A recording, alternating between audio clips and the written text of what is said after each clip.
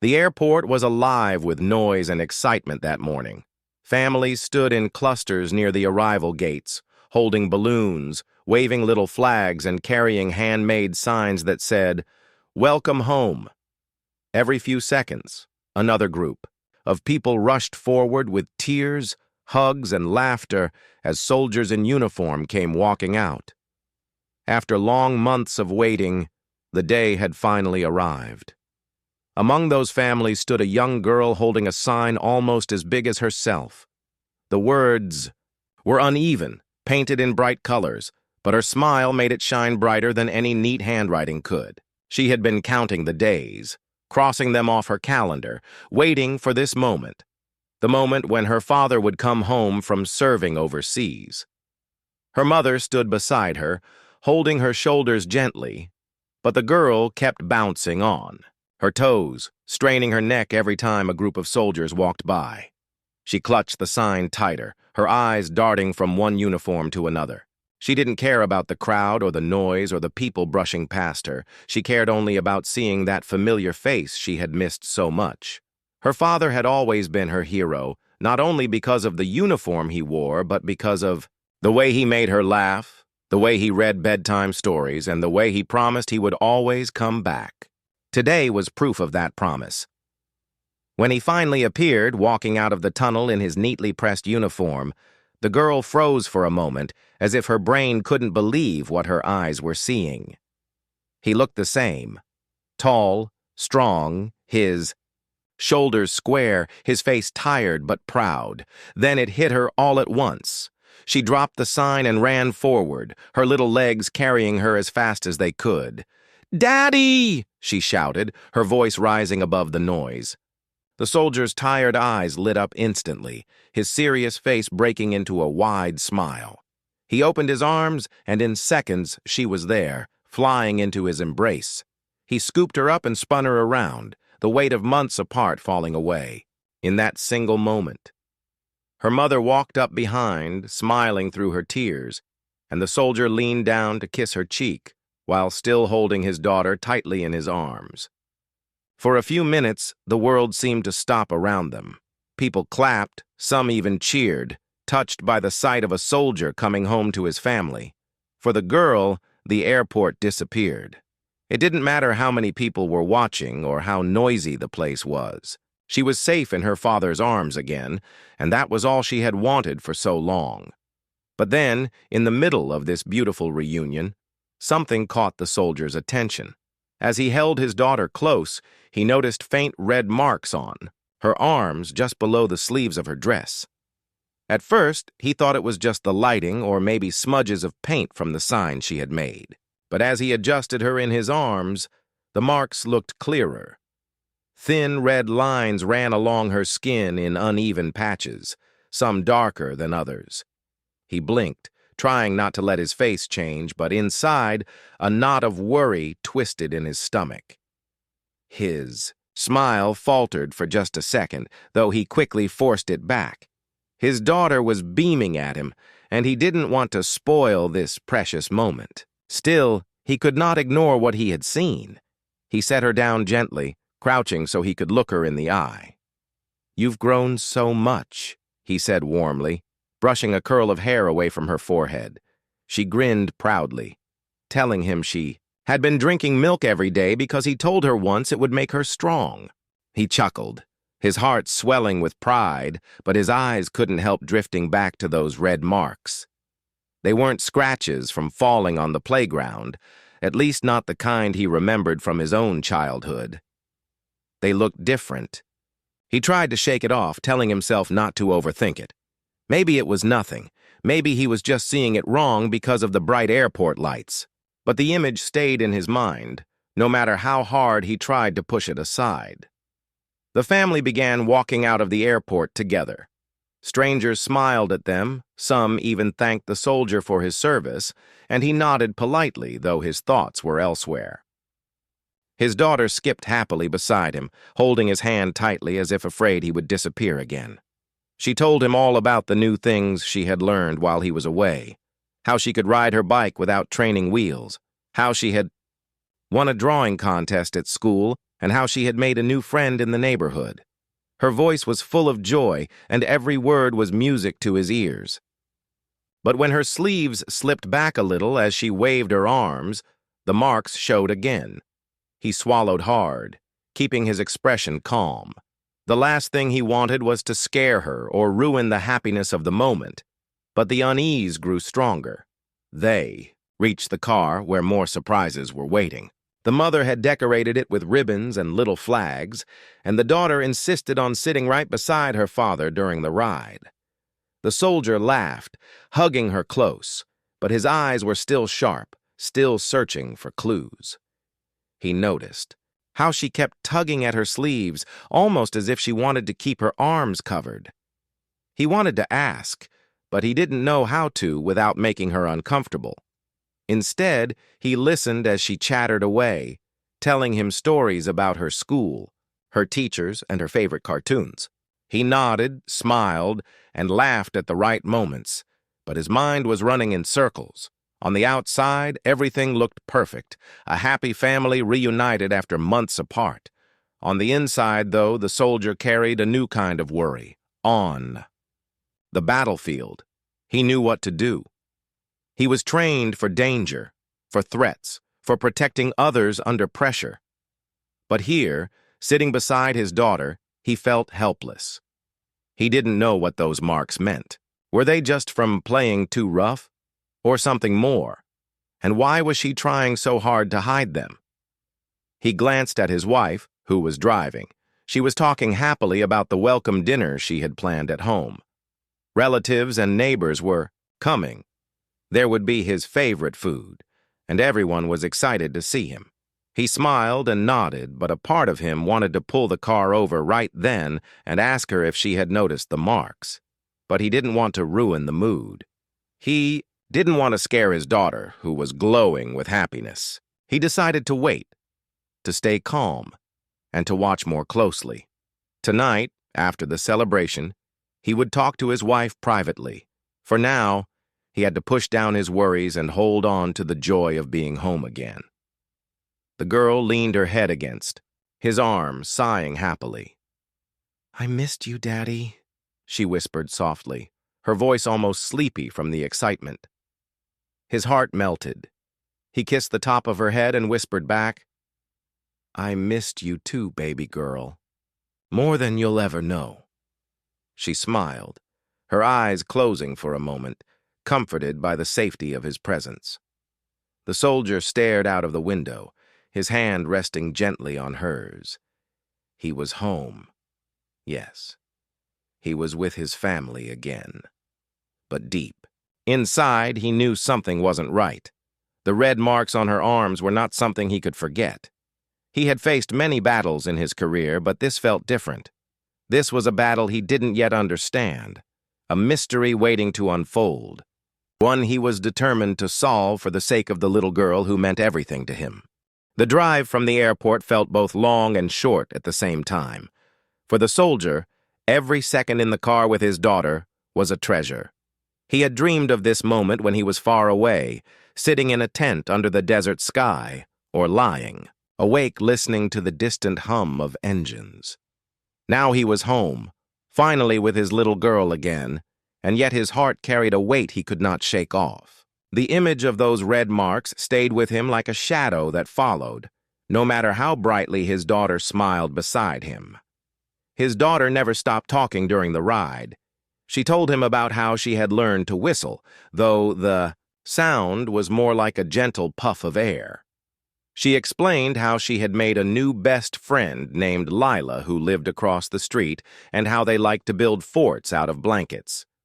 She even described in detail how her teacher had given her a gold star for reading aloud in class without making mistakes. Every story filled him with pride. He laughed, he nodded, he asked questions, and he hugged her when her excitement bubbled over. From the outside, he looked like the happiest father alive, but deep inside, a quiet uneasiness grew stronger. When she waved her arms while describing how she had raced Lila on bicycles, the sleeves of her dress shifted again, revealing the marks, more clearly this time. The soldier's heart skipped. They were red, uneven, and stretched across her skin like little maps of something unexplained. He tried not to let his face show his concern, but the soldier inside him, the man trained to notice details others might overlook, could not ignore it. He saw patterns in shadows and movements during missions. Now he was seeing patterns in the red lines on his daughter's arms. He reminded himself not to jump to conclusions. Children played rough. They fell. They got scrapes, bug bites, rashes. Maybe that was all it was. But why was she tugging her sleeves down every time they slipped? Up? Why did she seem to want them hidden? Questions pressed on his chest. But he didn't dare ask them in the car, not in front of everyone, not when his daughter's joy was shining so brightly. He decided he would wait until later when it was just the two of them.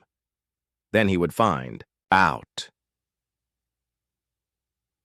The car pulled into their driveway, where colorful decorations hung from the porch. Neighbors had gathered, waving flags, clapping, cheering as he stepped out of the car in uniform.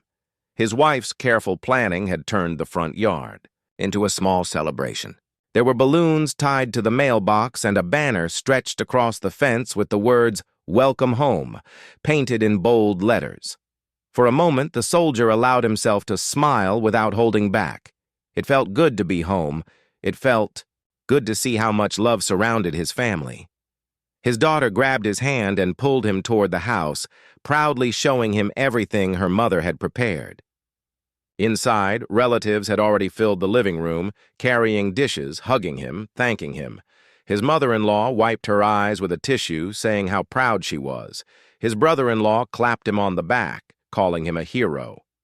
The soldier nodded and thanked them all, but through it all his eyes kept drifting to his daughter.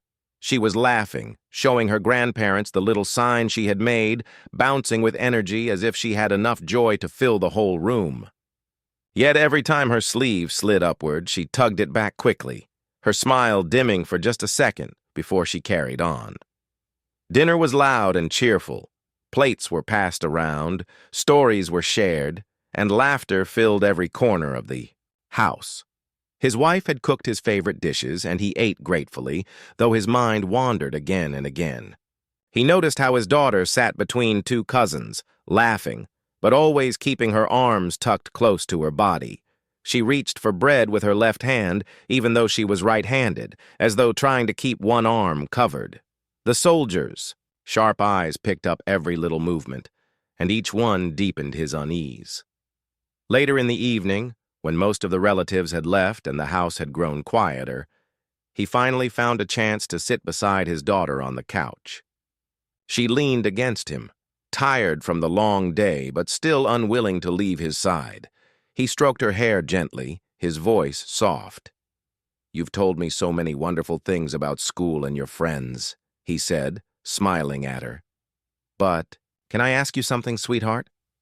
She looked up at him with big, curious eyes. "What, Daddy?" He hesitated, not wanting to scare her. "Those marks on your arms? Did you get them playing outside?"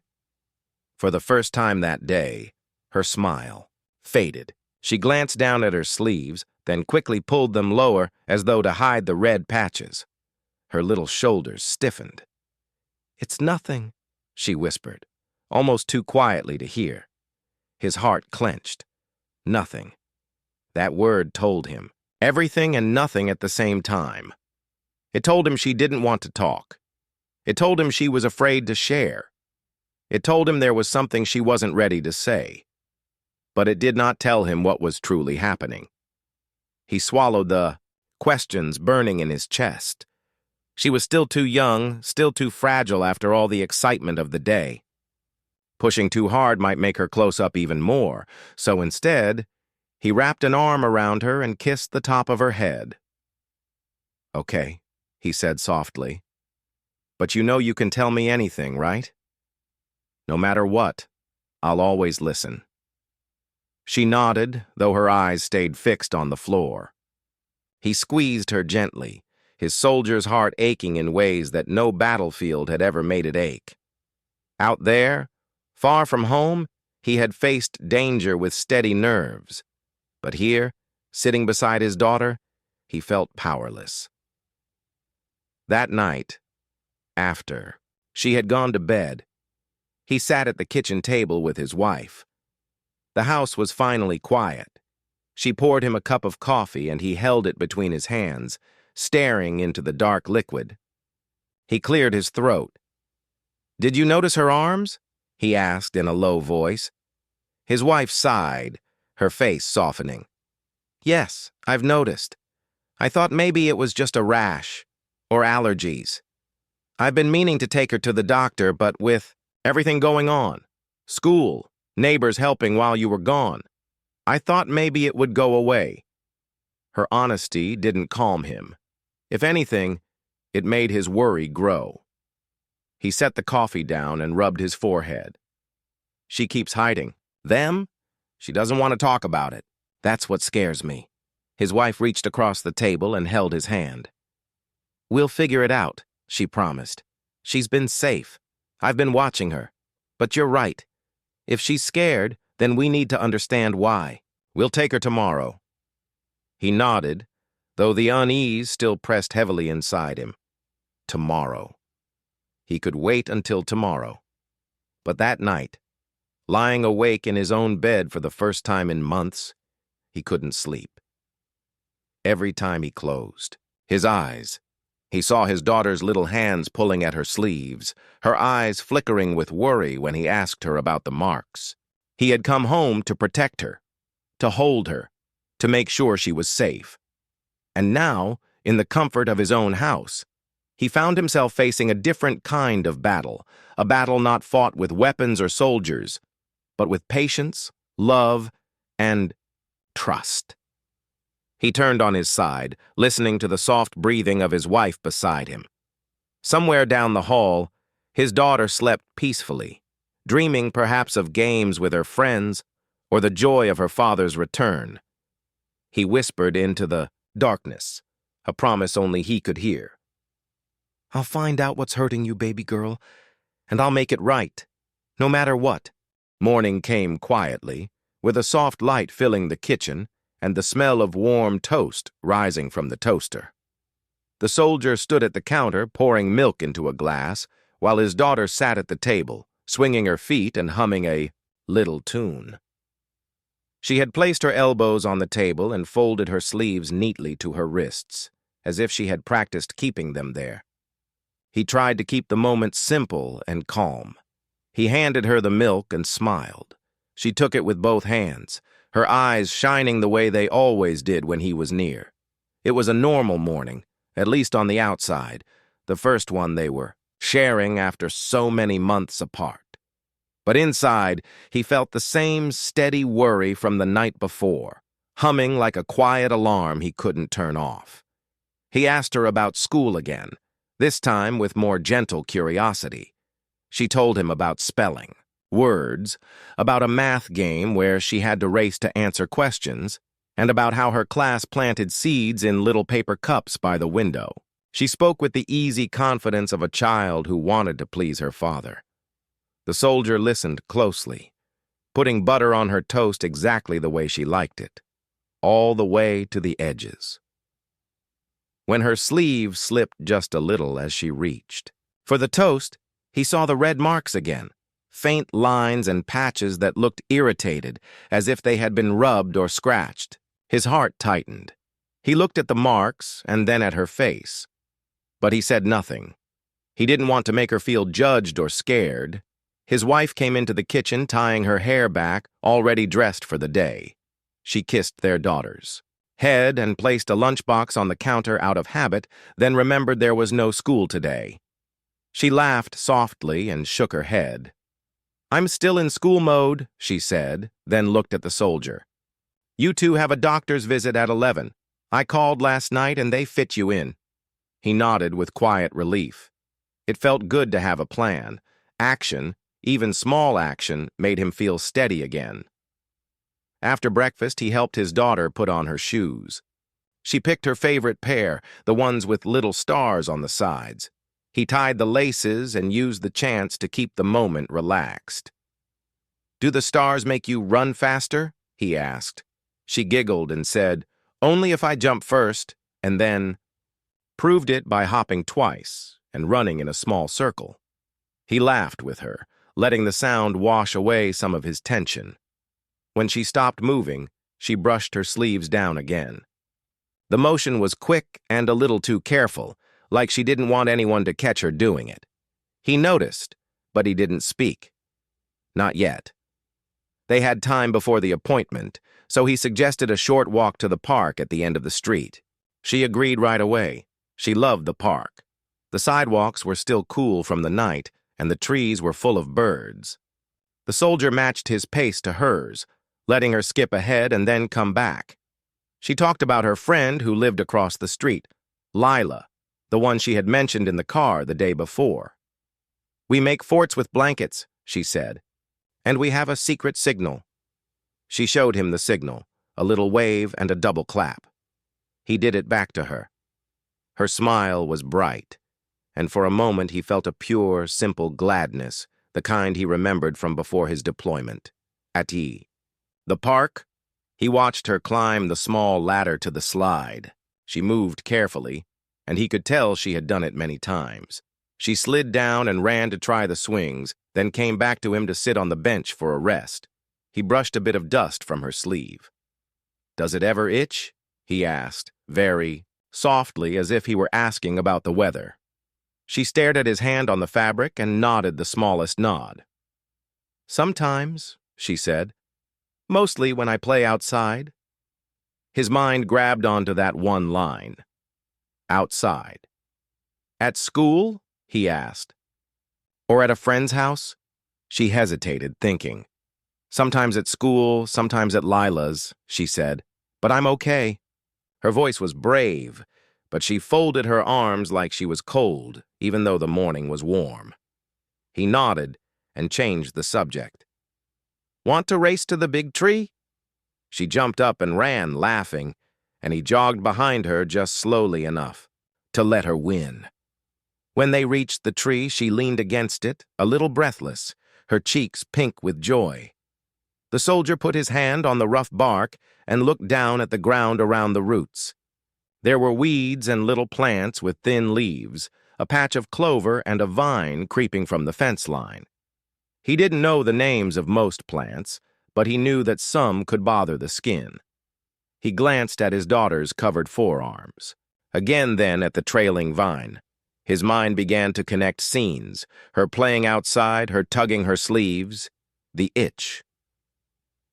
On the walk back, he asked gentle questions, one at a time, never pressing. What games did she play at school? Where did she and Lila usually play? Did she ever trip or fall recently? She answered easily. She told him about a hedge along the schoolyard where bugs liked to sit and how she and her friends sometimes poked it with sticks to make the bugs fly. She told him about a corner of Lila's backyard where a little jungle grew with big leaves and a maze of vines, and how they pretended to be explorers. Every answer gave him a new picture to hold in. His mind.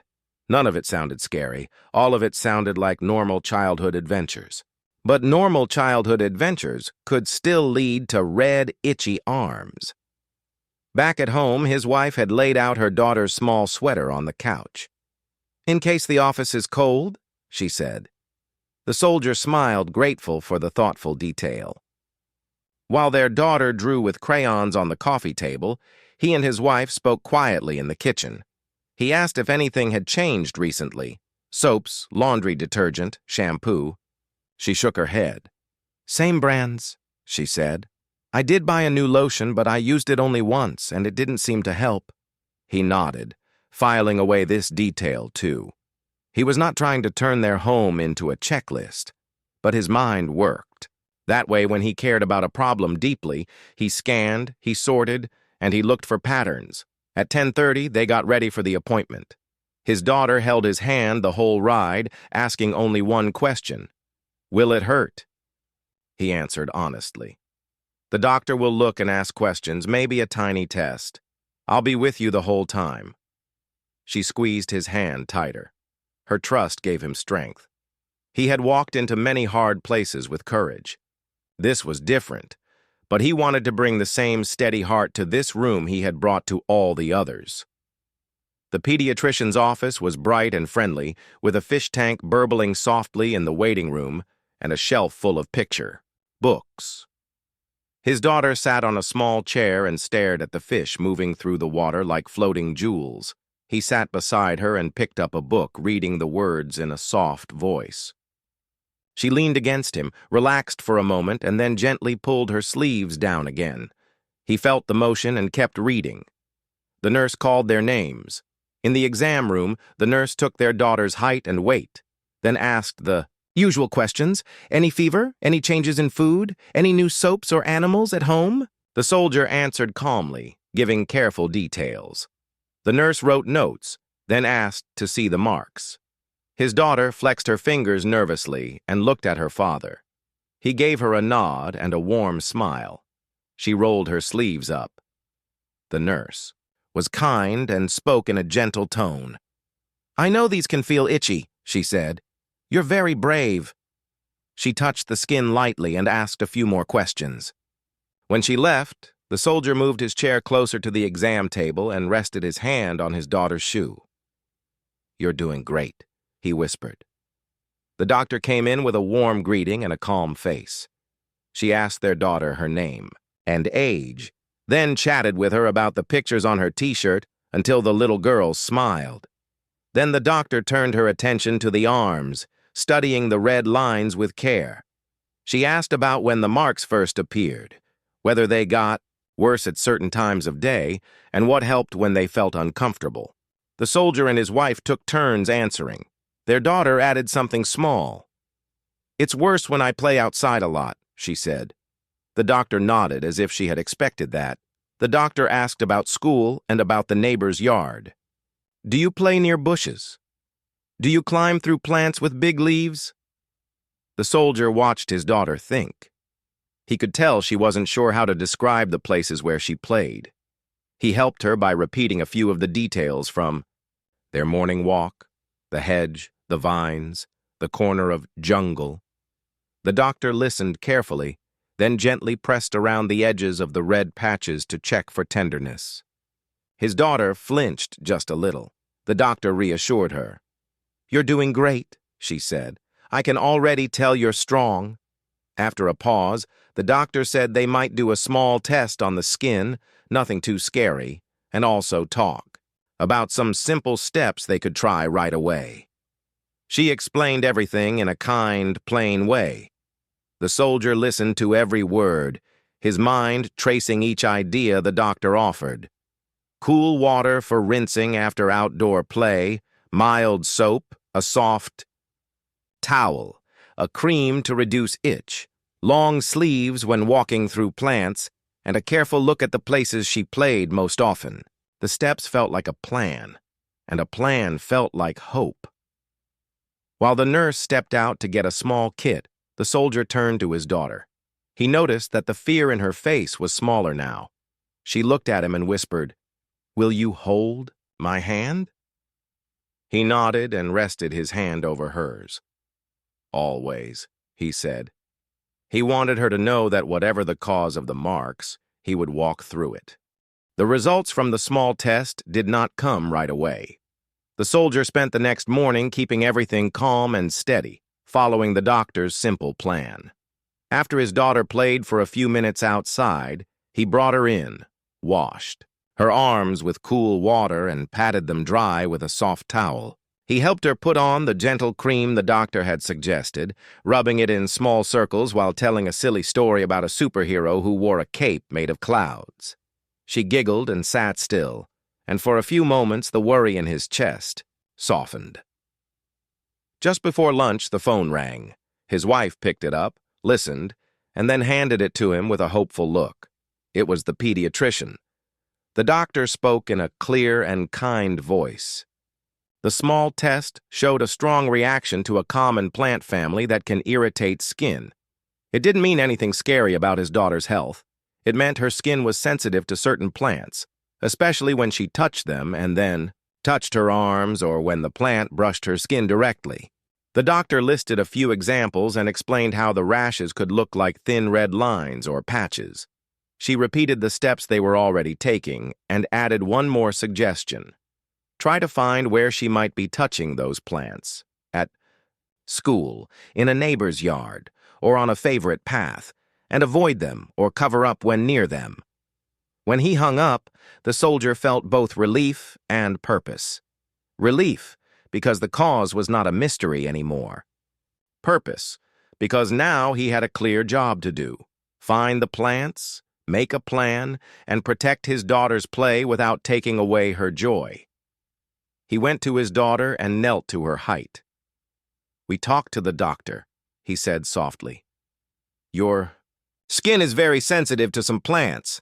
That's all. We'll find them and make smart choices." She looked up with wide eyes. "Does that mean I can still play?"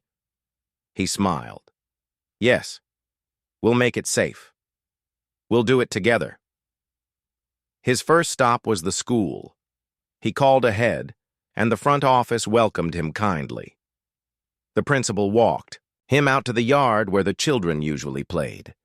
There was a hedge along one side with many small leaves and a few vines weaving through from the back fence. The principal explained that groundskeepers visited once a month, but sometimes things grew fast between visits. The soldier didn't pretend to be a plant expert. He stood close, looked carefully at the leaves, and tried to notice the spots, where children might poke sticks or lean against branches during games. At one corner, he saw a vine trailing out and looping down like a green rope. He remembered the doctor's description and a small picture she had shown.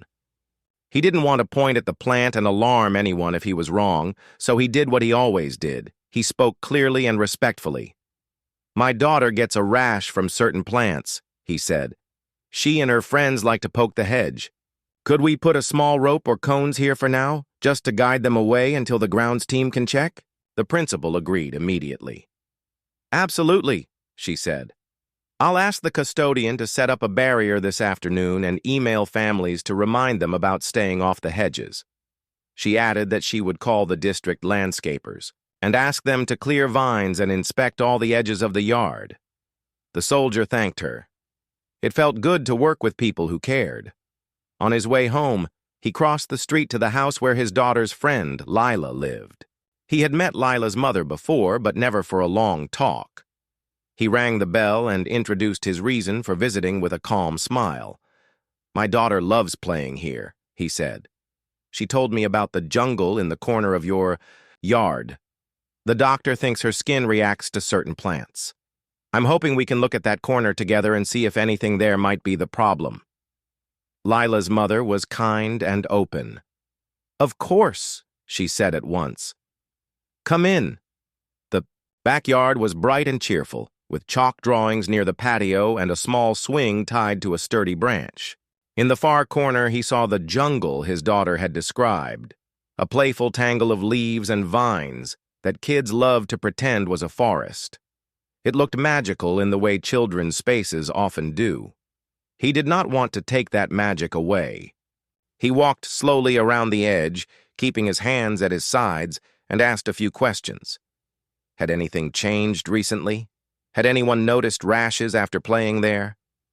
Lila's mother shook her head. "No rashes that I know of," she said. "But the vines grew quickly this spring. I was planning to trim them soon." He told her what the doctor had found. "We don't need to remove everything," he said. "But we should figure out which parts might be causing trouble, and either cover them or ask a professional to clear them safely." Lila's mother agreed right away. She even pulled out her phone and called a local gardener. The gardener said he could come the next morning to identify and remove any risky plants and tidy up the play area. The soldier felt a quiet gratitude. He had worried about this conversation, but it was easier than he feared, because it began with respect and the shared goal of keeping children happy and safe. Back at home, he found his daughter at the table, sorting crayons by color. He sat beside her and told her about the school and about Lila's yard. "Everyone wants to help," he said. "The principal is putting a little rope near the hedge so kids remember to keep a safe distance. And Lila's mom will have a gardener check the corner. We'll still have adventures, just smarter ones. She looked down at her brown crayon and rolled it between her fingers. I didn't tell you because I didn't want you to make me stop playing, she confessed in a small voice. I like the jungle. It feels like a story. He felt her words land gently and truthfully. He understood. He had loved secret places as a child, too. He took a breath and kept his voice steady. Thank you for telling me now, he said. Your stories matter. Your voice matters. We are not stopping your play. We are making it safer so you can have more stories and not feel itchy afterward. She peeked up at him, searching his face. He held her gaze with warmth and patience. I'm proud of you, he added. You were brave at the doctor. You're brave now. That afternoon, he turned the doctor's advice into a little game. He drew a simple map of their neighborhood on a sheet of paper, just lines for the street, blocks for the houses, a rectangle for the school, and a square for the park. He sketched small stars where they would take extra care. Near the hedge, near the corner with vines, by the big tree with roots that grabbed ankles. Then he took a blue pencil and traced safe paths, like winding rivers. We'll be explorers, he told her. Explorers have rules that help them stay strong. Rule 1. If we go near plants we don't know, we wear long sleeves. Rule 2. After every adventure, we wash up with cool water and a soft towel. Rule 3. If your skin starts to tingle or itch, you tell me right away so we can help it. She listened, eyes wide, then took the pencil and added tiny hearts along the safe paths. These are for good choices, she said. He laughed softly. Perfect. Good choices deserve hearts. When his wife came in, they showed her the map. She praised the idea and stuck the map to the fridge with a magnet shaped like a star. In the evening, Lila and her mother stopped by with a small gift. A pack of soft cotton arm sleeves in cheerful colors. I saw these online and thought of you, Lila's mother said. They're comfortable for playing outside. The soldier thanked her, and his daughter chose a pair with tiny clouds printed on them. She pulled them on and stretched her, arms out proudly. The sleeves were light and smooth, and they made her feel like an athlete preparing for a game. The two girls stood side by side, comparing arm poses and laughing. The soldier watched them and felt the tight knot in his chest undo a little more. The next morning, the gardener visited Lila's yard, and the soldier walked over to listen and learn. The gardener pointed out a couple of plants that often cause itchy skin, explained how they spread, and promised to remove them safely. He also suggested planting gentle, friendly bushes in that corner instead, ones that were soft to the touch and pretty in the wind. Kids like to hide, the gardener said with a grin. Let's just give them a safe hideout. Lila's mother agreed right away. The plan made everyone smile. By afternoon, the school had placed bright cones in front of the hedge with a small sign. Please keep off the bushes. New growth. The principal sent a short message to families with tips for reducing itchy skin after outdoor play. None of it sounded scary, it was simply helpful. The soldier appreciated that tone. He had learned in other parts of life that calm, clear words could protect just as well as strict rules. Sometimes they protected better, because people listened with open hearts. At home that day, he noticed something new. His daughter still tugged at her sleeves now and then, but not with fear. She adjusted them like a runner at the starting line, ready for fun. When she went outside to draw chalk shapes on the walkway, she came back in afterward and headed straight to the sink. He stood beside her, handed her the soft towel, and told another small story while dabbing her arms. This time about a sailor who marked safe harbors on a map so he could always find his way home. She laughed at the sailor's funny hat and pretended the towel was a sail. That night, after dinner, they had a small picnic on a blanket in their own backyard. The air was sweet and mild, and the first stars began to blink in the sky. The soldier lay on his side, propped on one elbow, and watched. His daughter stacked grapes into a tiny house. His wife leaned back with her hands behind her head. The days that followed were gentle and steady, like soft waves moving toward the shore. The marks on the little girl's arms faded from bright red to light pink, then to barely there shadows that could be seen only in certain light.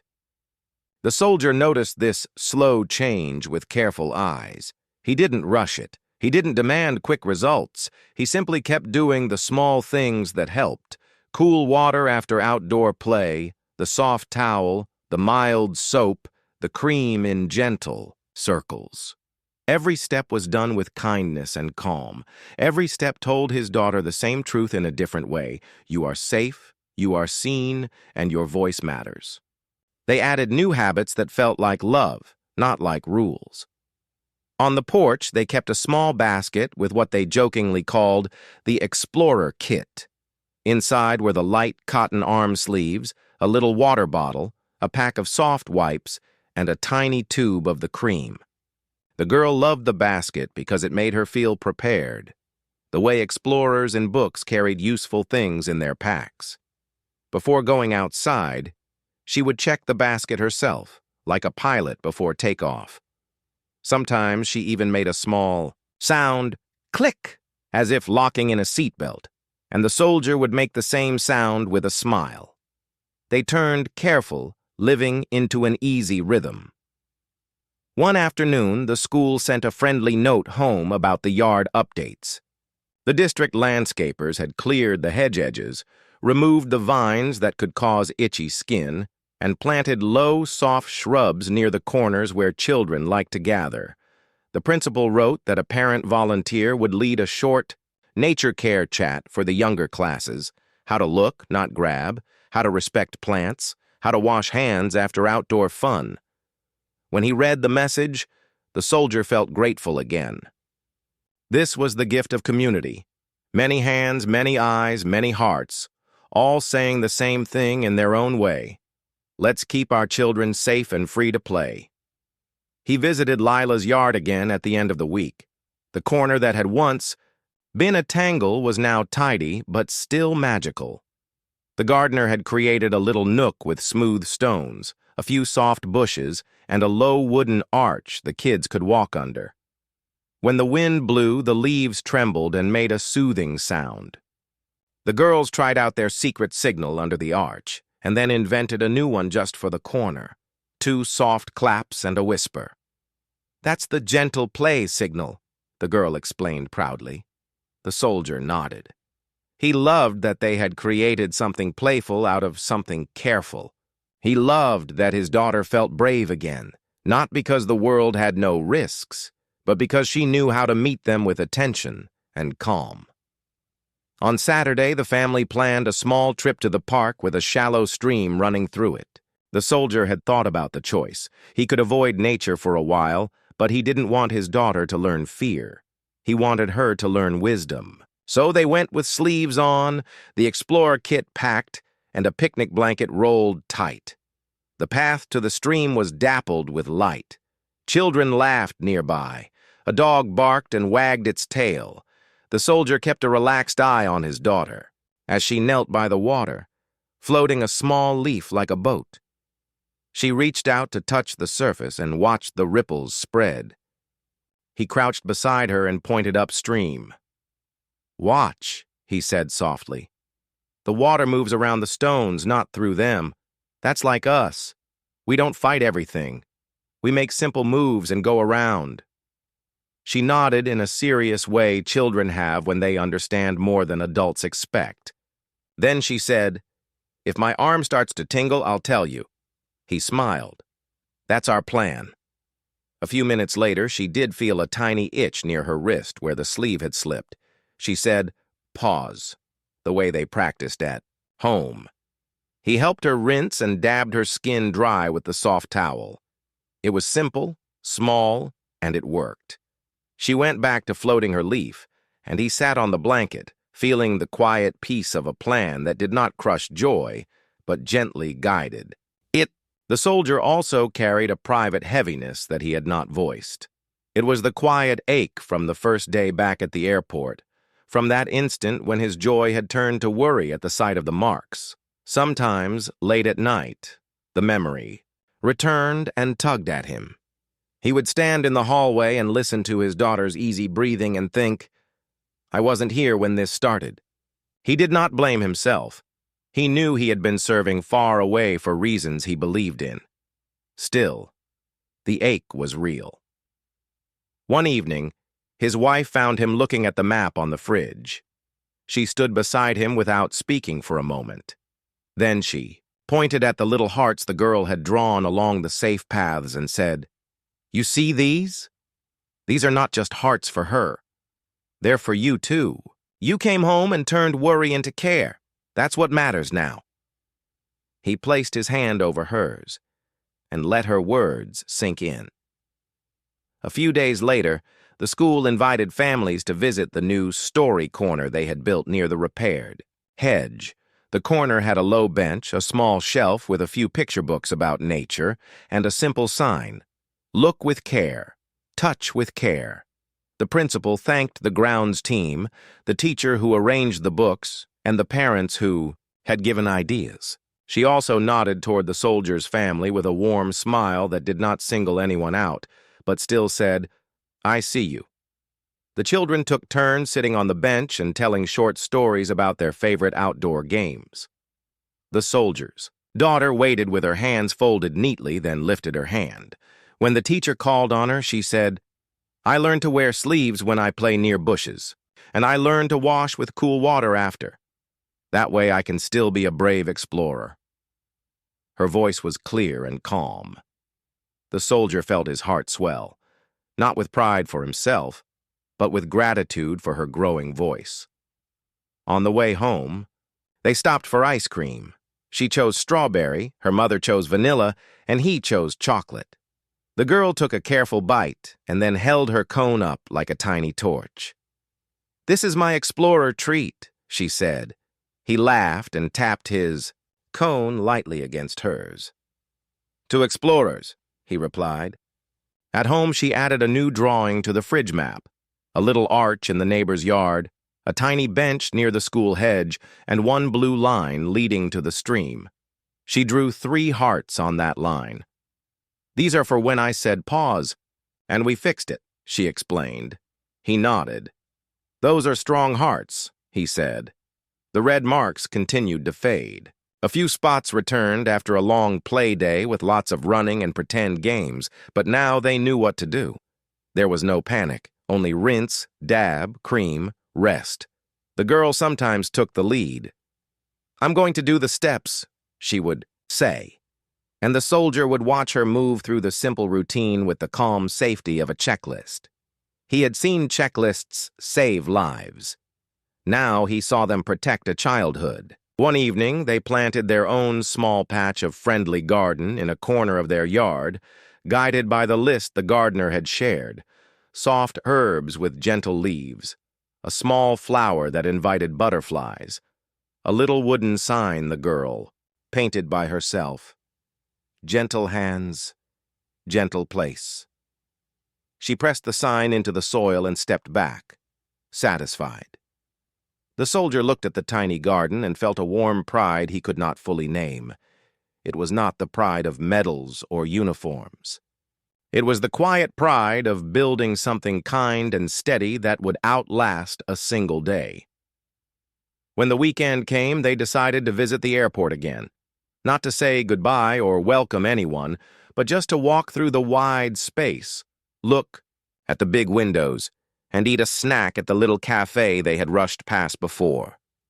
It was the girl's idea. She said she wanted to see the place where she had first run to her father with the sign. The soldier was not sure how he would feel returning to the scene where worry had first entered the picture. But he said yes, because sometimes healing is not only about avoiding pain, it is about returning with new eyes. They parked and walked in. The bright boards listed flights. People hurried with rolling bags. Children pointed out the planes at the gates. The girl found the spot where she had stood with her sign. She stood there again now, only taller by a little, her sleeves neat and comfortable. She smiled up at her father. "This is where I saw you," she said. "This is where I ran." He nodded, and the memory came back, the weight of her in his arms, the joy, and then the quick freeze of fear. But the memory did not sting this time. It felt like a chapter that had turned. He knelt and opened his arms again, just like the first day, and she stepped into them and giggled. "You're heavy," he teased. "I drank milk," she replied, which made all three of them laugh. At the cafe, they shared a small plate of fries and talked about simple things. The soldier found himself watching families arrive and leave, each with a story. Some were joyful, some looked tired, some probably held their own small worries that no one else could see. He thought about how many kinds of courage live in places like this. Quiet courage, patient courage, the courage to try again after a scare. He took a sip of water and felt a calm gratitude fill his chest.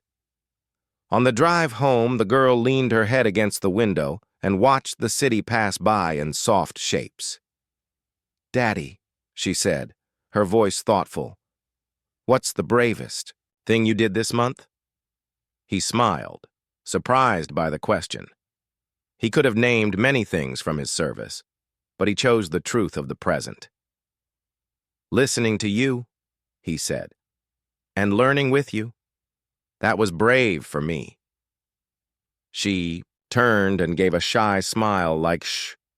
That night, the soldier added one more heart to the map on the fridge.